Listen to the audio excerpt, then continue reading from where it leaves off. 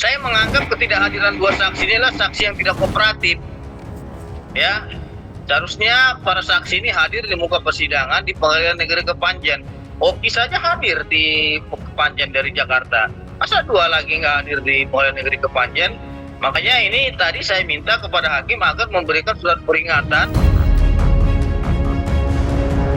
Kami sangat mengucapkan terima kasih atas kesaksian Dr. Oki yang telah membantu Isa Jega, karena Dr. Oki telah membantah tuduhan daripada pelapor sendiri, tuduhan-tuduhan daripada Sandi Purnamasari. Tidak akan saya berjalan sejauh ini datang ke Kepanjen kalau tanpa tujuan ingin menyaksikan dan ingin mendengarkan langsung kesaksian dari Oki yang saya merasa dia masih ada sisi baiknya.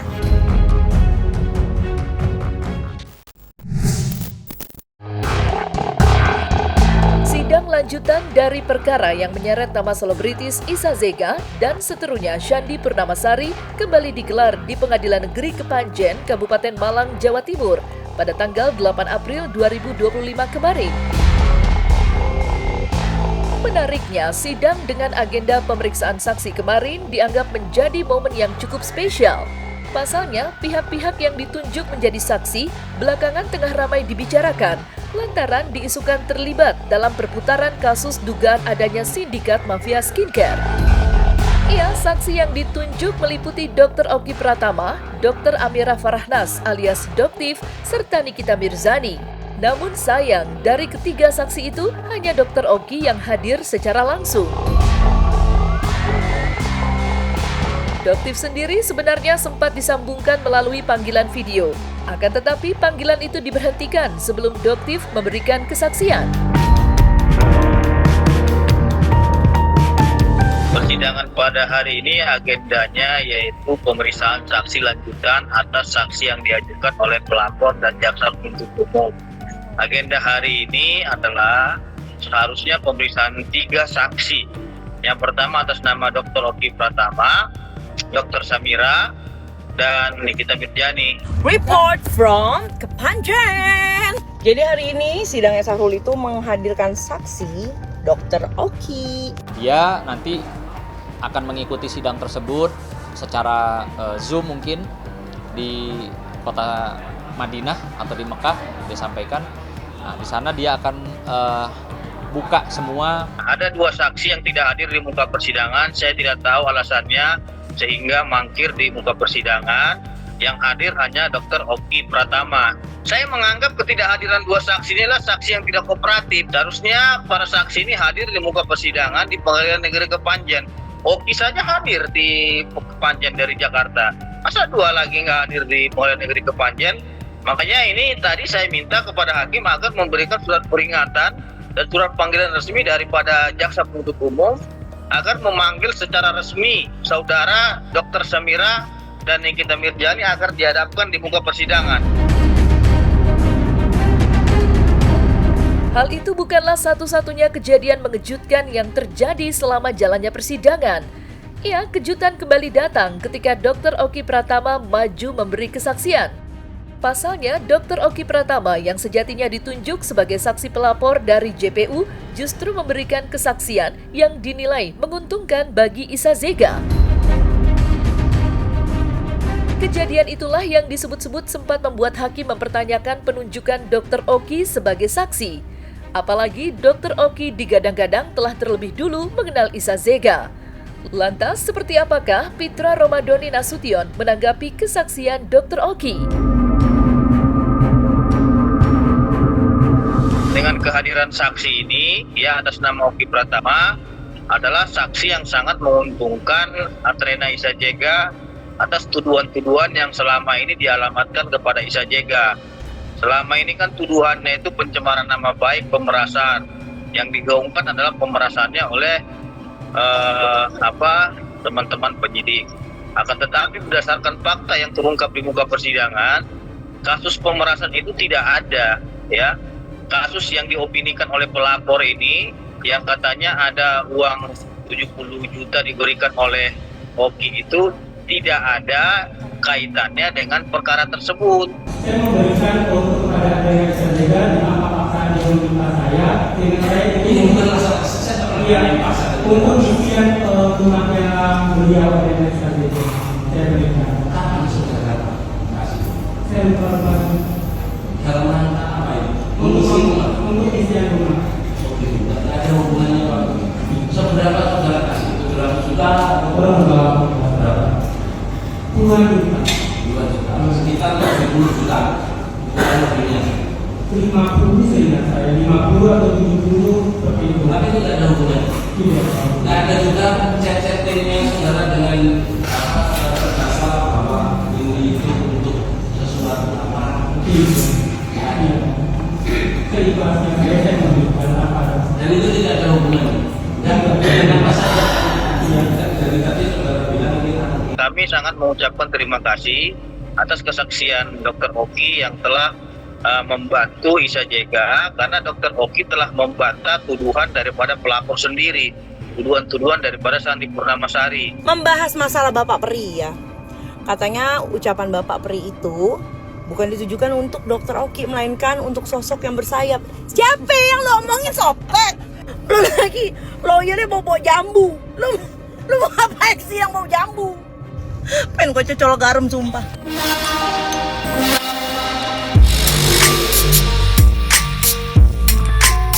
Selain karena kehadiran dan kesaksian Dr. Oki Pratama, agenda sidang perkara Isa Zega yang digelar kemarin juga menjadi spesial karena munculnya sosok Fitri Sahulteru yang hadir secara langsung memberikan dukungan pada Isa Zega. Ya, Fitri nampak rela berangkat menuju ke Panjen demi datang secara langsung. Sontak saja kehadiran Fitri pun memancing tanda tanya besar di benak warganet. Lantas, seperti apakah penjelasan Fitri Sahulteru terkait alasan dari kehadirannya di sidang lanjutan Isa Zega? Benarkah hal itu hanya karena Fitri ingin menyaksikan secara langsung kesaksian dari Dr. Oki Pratama?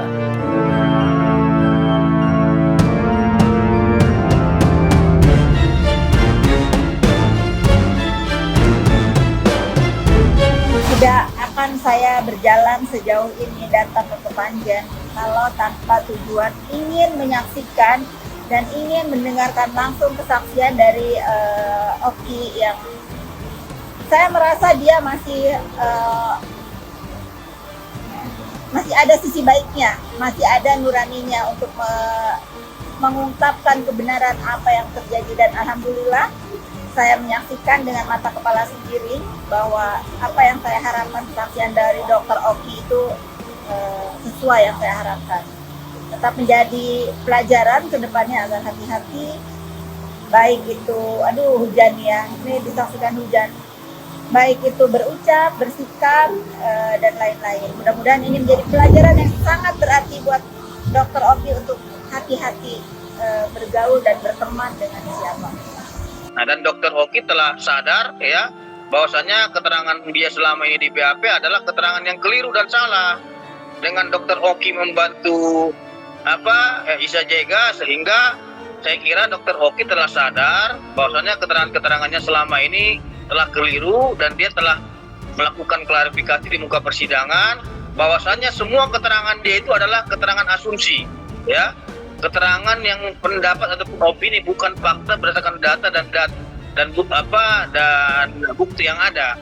Karena bukti yang ada kita ajukan tersebut, ya, dia juga telah mengklarifikasinya dengan menyebutkan tadi tidak ada di situ nama seseorang dengan lengkap dan jelas disebutkan sesuai dengan identitas dan KTP ataupun akte kelahiran yang ada, sehingga bisa dikategorikan merusak ataupun mencemarkan nama baik seseorang. Sebelumnya aku mengapresiasi kesaksian Dr. Oki, manusia tempatnya salah dan hilaf.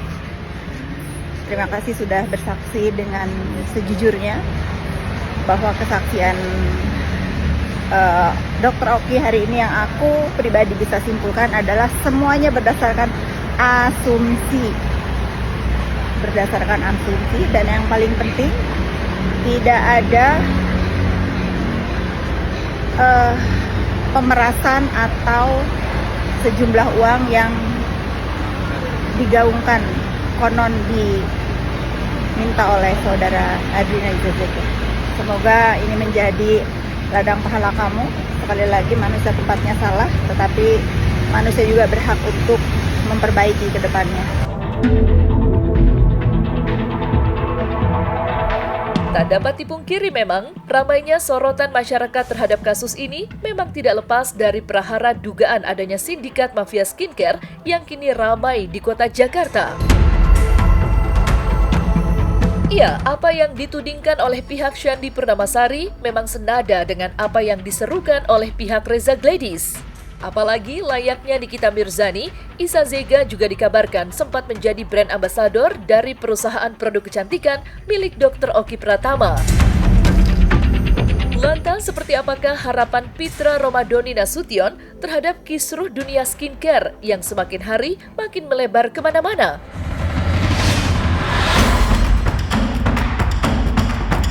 Saya berharap agar perkara ini diadili secara fairness ya, secara objektif, tanpa adanya embel-embel, tanpa adanya kepentingan-kepentingan, tanpa adanya intervensi.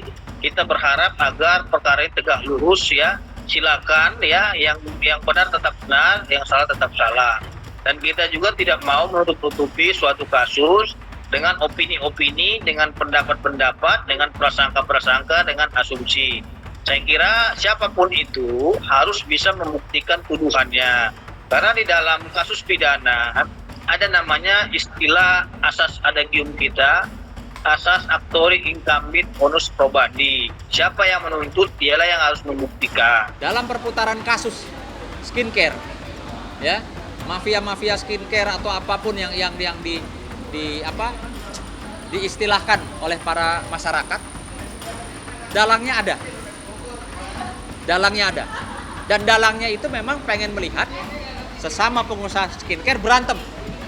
Sesama pengusaha skincare, sesama pengusaha pabrik itu berantem. Sekali lagi tentang perang skincare ini, aku tahu banyak sih. Bahkan aku tahu Siapa dalangnya? bukan cuma dalangnya sih, aku juga tahu benangnya dari awal. Karena kan aku ngikutin benar-benar dari awal ya. Cuma ini bukan saatnya untuk aku berbicara. Ketika aku berbicara sekarang, untuk apa? Ketika masih banyak yang nggak percaya, masih banyak yang bisa tergiring opini, menurutku itu belum bijaksana ya. Nanti ketika mungkin Pak Polisi sudah membukanya sedikit lebih terang, 75% sudah terang, atau 90% sudah terang, baru saya akan ceritakan dengan kalian nanti sebenarnya apa sih yang terjadi. Dan siapa dalangnya, daripada kalau kayak sekarang kan jadinya kan jadi spekulasi ya jadinya ya, dan akhirnya jadi tuduh-tuduhan. Nggak baik lah di bulan Ramadan kita saling menuduh satu sama lain. Biar nanti Pak Polisi dulu yang buka semuanya, baru aku akan coba menjelaskan. Kalau dikasih kesempatan oleh masyarakat, nanti aku akan jelaskan dengan masyarakat sebenarnya ini loh yang terjadi. Tapi karena terjadi penggiringan opini dan lain sebagainya, maka terjadi cekcok ya, netizen juga terpecah belah. Ada saatnya nanti aku akan bicara. Kalian masih percayakah dengan omongan seperti itu? Masih percayakah dengan omongan beliau? Kalau Dotif pribadi, disclaimer, Dotif tidak percaya sedikit pun omongan yang keluar dari mulut dia. Ya, Badan POM aja bisa dia bantah. Ya, sekelas instansi Badan POM yang sudah melakukan penyelidikan ke pabriknya, itu pun masih dia bantah.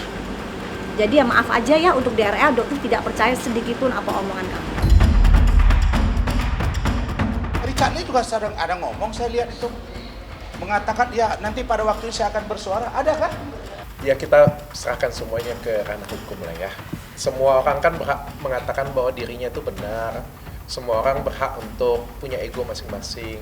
Siapa yang pengen salah di sini? Nggak ada yang pengen salah kan? Maka yang bisa menentukan siapa yang benar, siapa yang salah ya pihak yang berwajib saja. Makanya aku nggak mau banyak komentar. Ya pihak berwajib aja yang menentukan siapa yang salah, siapa yang benar.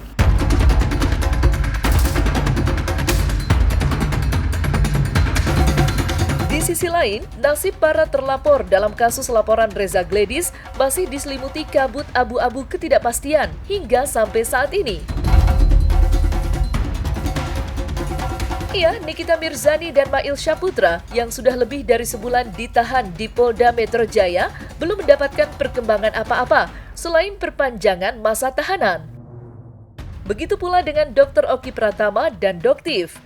Nasib keduanya masih dipenuhi ketidakpastian. Apakah penyelidikan akan terhenti atau justru sebaliknya, status mereka akan naik dari terlapor menjadi tersangka.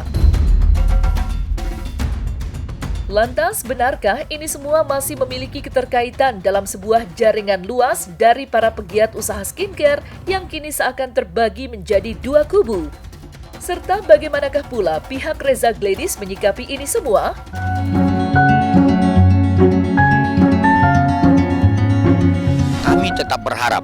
Kami tetap berharap bahwa peristiwa hukum antara tanggal 27 Oktober, 13 November, 14 November, dan 27 November itu harus dikaitkan. Ya, artinya kami tetap berpendapat itu sebenarnya tidak boleh hanya 2 tersangka. Ya, itu pendapat saya ya sebagai seorang advokat ya. Dalam hal ini untuk mempertahankan kepentingan dan hak klien kami. Itu diatur dalam Undang-Undang Advokat dan dituangkan dalam surat kuasa. Jadi tolonglah, sekali lagi jangan berlebihan. Jangan berlebihan. Keinginan kalian kan sudah harusnya saya juga apresiasi lah gitu ya. Para senior saya di sebelah sana itu berhasil. Se-Indonesia mungkin sedunia tahu bahwa orang yang dianggap kebal hukum seperti Nikita Mirzani sudah kalian bisa masukin gitu loh. Ya. Jadi mau apa lagi? Nah, kalau kemudian ya ada rekan-rekan sejawat kami ya selalu ya mengkoreksi apa yang saya lakukan. Ya, dalam kesempatan ini saya sampaikan bahwa tidak ada satu pasal pun disebutkan di dalam Undang-Undang Advokat boleh mengkoreksi ya pekerjaan rekan sejawat. Ya, yang ada adalah bagaimana kemudian kita advokat mempertahankan kepentingan hukum klien kita.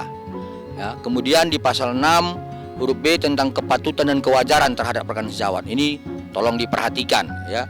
Kalau saya tetap berpendapat dan tetap bekerja sebagaimana profesi advokat untuk kemudian memperjuangkan hak-hak klien kami. Kalau kemudian ada hal-hal yang salah tentang apa yang saya sampaikan terhadap penyampaian hukum normatifnya, dikoreksinya bukan melalui hal-hal pengkoreksian terhadap apa yang kami lakukan, tetapi ada upaya-upaya hukum ya, baik itu pra-peradilan, kemudian pembelaan di persidangan atau melalui eksepsi mulanya.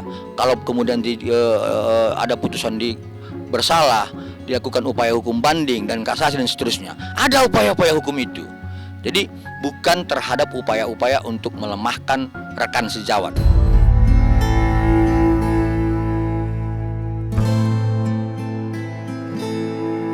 Nah, selesai sudah Cumi Lovers? Saksikan terus Cumi Camp In Depth, kabar lengkap, mendalam, dan akurat dari narasumber terpercaya.